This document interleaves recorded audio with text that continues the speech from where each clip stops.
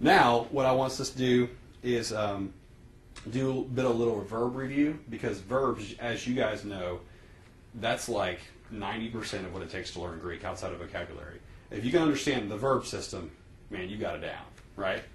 Let me erase all this and then I'll write some stuff on the board. All right, so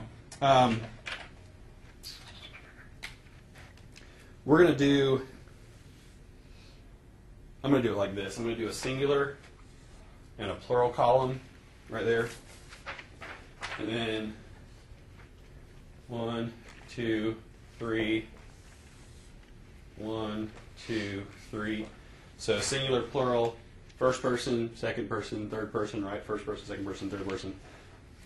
And then over here, I'm going to do our primary and then our secondary.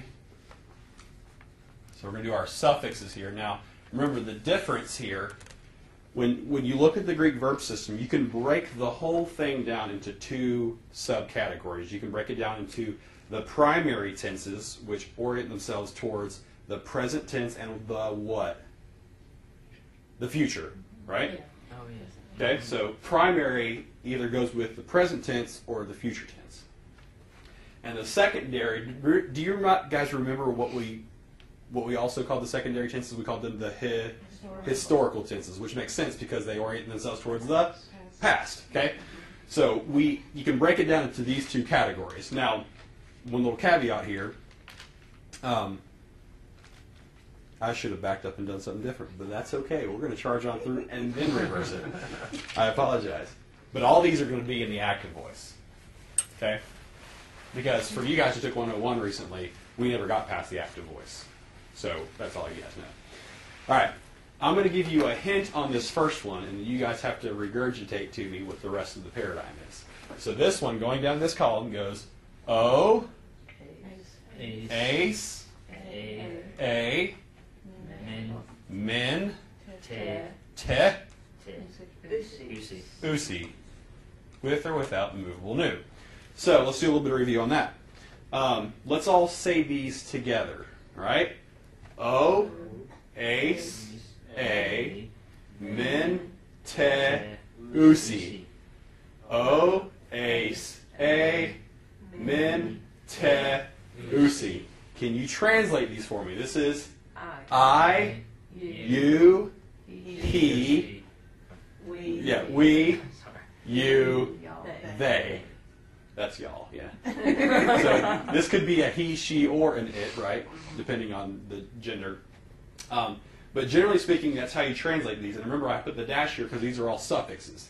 They attach themselves to the end of the verb to let you know the person and number of that verb. So we call these the person number suffixes because they tell you all that information.